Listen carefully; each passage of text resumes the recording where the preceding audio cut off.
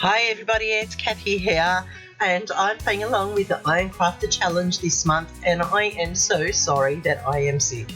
Inks, stencils, wood veneers, and decorative scissors joined together with Mixed Media Mayhem this month, and the addition is the wood veneers. So today I'm going to do something a little bit different. I just got a gel pad, and I'm so excited. I'm going to give it a go. So I'm using my inks, as you can see here, and I am going to do it a monochromatic sort of layer, and we're just going to see how this works. And I'm being excited about getting a a gel pad for so long. So I've put down my inks and I've put down the stencil now, and I'm just lifting off some of that ink there. Then I'm going to place down another piece, and it's a 5x7, and from these prints that I'm creating using my inks and my stencils, I am going to create all the flowers that I'm going to use on this layout. So that's how I'm using inks and stencils for this one, something a little bit different. So I'm doing a bit of an ombre effect. Now I'm going to add in a new ink pad with solid black, because I don't actually have a solid black one and I need to get one.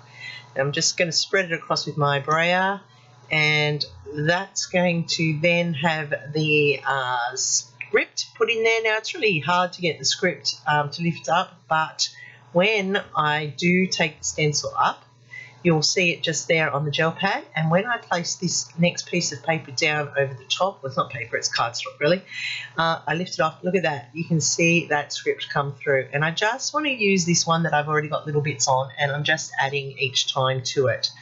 So the next one, I'm going to do a totally black one, so I'm just going to spread all the black ink across this one, and I'm just liking how that looks. And from there I'm going to use this stencil, and I also put down some water. So I'm going to put the stencil down, I'm going to lift some of those dots, as you can see there, and take that stencil off. I could use that as a print as well, adding the water in over the top, and then I'm going to press it on over the gel pad, and I'm making sure that I'm getting a good firm coverage across, and I'm lifting it off. And look at that, isn't that just stunning, just beautiful.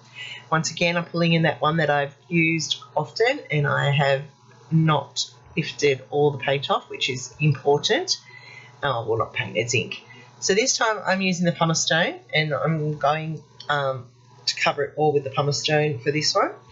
I'll just brayer it across to get it nice smooth, and I've got some ripples in this one, which will be an interesting effect. And then I'm going to add a stamp effect to it. So I'm just adding the stamp all over it. I'm taking the ink off. Then I'm going to add the stamp again with ink to add that double layer to it. So we'll see how this one works. Once again, put down my cardstock over the top, and I'm just rolling the brayer over it to make sure I get it all. And look at that, isn't that just stunning? And I keep going back to that one where I'm just lifting all the excess off, and it's creating a different background, which is so nice. This time I'm using white, and I'm just going to use all the white, which is quite hard with picket fence, but that's okay. And then I'm going to put down this stencil here in half, and then I'm going to put the script in the bottom half. So I'm going to have two different styles on this one. And I just use the white because I want to lift the print off it there. And then on my darker one that I've already lifted once, I'm now going to put the white print over the top. Just lift it a little bit more, and you can just see it through onto that one. So that's using my gel pen with my inks and my stencils today. And that's what I created using just the 4 different stencils and just the black, the pumice stone, and the white. Now the next part is the decorative scissors, and I have had these forever and a day. They were the best tools we had when we first started scrapping back in the day, but they now sit obsolete, sitting on the drawer, not being used. And I think that's because there are so many other things out there now. We use punches a lot more. But what I'm doing here is I'm trying to create a false rick-rack with these decorative scissors, which I'm going to use on my layout. I'm creating a ledge for my photo to sit, and also the false rick-rack. Now I also have a scallop pair. Now being left-handed, I really struggled with decorative scissors. I struggle with normal scissors. So cutting out and getting something that's semblancing something like a straight line is almost impossible. So I'm pretty close there. Not great, but it will do for this project. You won't notice it so much once it's all put together. And I'm just adding that as a ledge for my photo to land on. And isn't that cute? That's Willa. That's the day we got her back last year, and she's such a cute little kitten. She's my son's kitten, and she knows her daddy.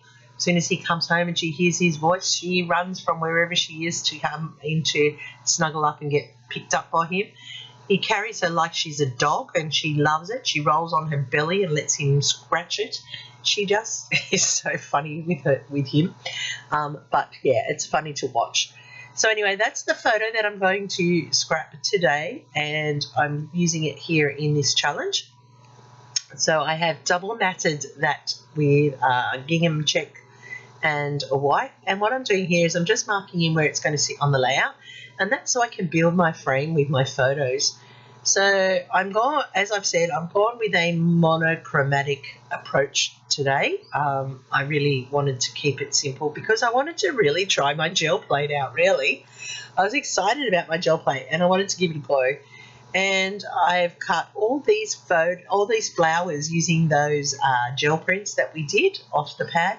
And then I've got some black and the white just to complement it. And I just love how these prints have come out so well and added so much to this collection of flowers. And you can see all the different prints and designs in there and how effective they look. So I'm just layering up all the flowers here so that I'm building a frame around where the photo is going to sit. And I'm just mixing and matching the colours so that there's an equal balance across the layout with the blacks and the greys and the whites, so that I have that smooth equal balance for the photo to sit against. And I just love how this is coming together. It's worked out well. It's a different way, as I said, of using my inks and my stencils, but I do like the way that that has been incorporated into this layout. And as I said, once the photo and everything goes down, that really uneven line isn't that noticeable so much anymore. So there's where the photo will sit. I will go off screen now and I will glue that all down. No need for you to see me doing that. And then I have also gone and I've put some up with pop tape so that it is giving dimension to the layout. And what I'm doing now is I'm getting ready to lay down buttons. And what I did was I went through my button collection, and we've all got them, and I just layered up the black and the white buttons into the centres of the flowers, and that's adding more texture and more interest to the layout as well. That bottom left-hand button I did not notice was not straight, and now that it's finished, I have noticed in all the stills and everything, and it is annoying me, and I probably will lift it and try to lift it anyway and put it into correct, but for now it sits there as it is. I've got some white foliage here which I'm adding to the flowers to extend them and move them across the layout and draw your eye around. I just love this colour combination. It really mirrors Willa perfectly. And then I'm just going to add in 3 of the black, and that will set up my visual triangle, as you'll see. So I've got one there, I've got a button there that I missed, and I have another one sitting up there. So that's top left, top right, and I've got bottom right, I think is where I go. Oh, is it? No, I go bottom left.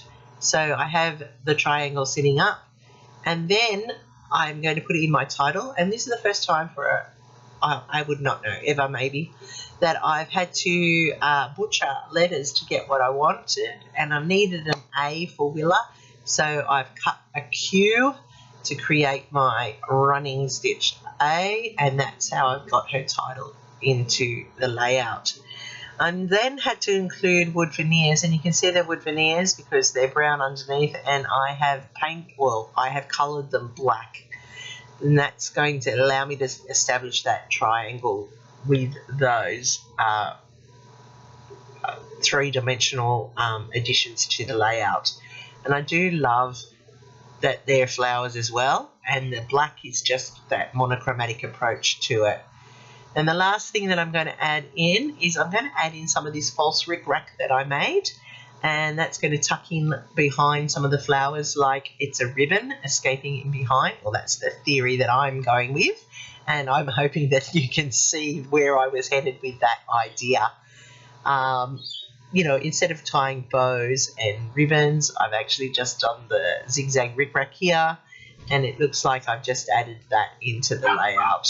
So this is how it's all coming together. I'm sorry Ivy's going off. It's just somebody's come home through the front door and she's letting them know that they've come into her house. I'm just finding buttons missing. I thought I'd got them all, but obviously I didn't. I've just added another white one there just to balance out the colours in the layout. And I do like this little faux rickrack going in. I think it looks effective on the layout. It's just that little bit of an addition, something different, but looks really effective. So that's my decorative scissors in play. I do have, as I said, the wood veneers, which were another requirement that Tara put into this hop. And then I have got my print with my inks and stencils for my flowers. So I have met the requirements of the hop. It is going with the Mixed Media Mayhem for this Friday as well, and that one was just inks, stencils and decorative edge, I think it was supposed to be, but Tara turned it into decorative scissors, so it's pretty good. I love it. I'm just adding in my Nouveaus here, white pearls, just to keep in with the colour scheme, and I'm adding them randomly around the layout.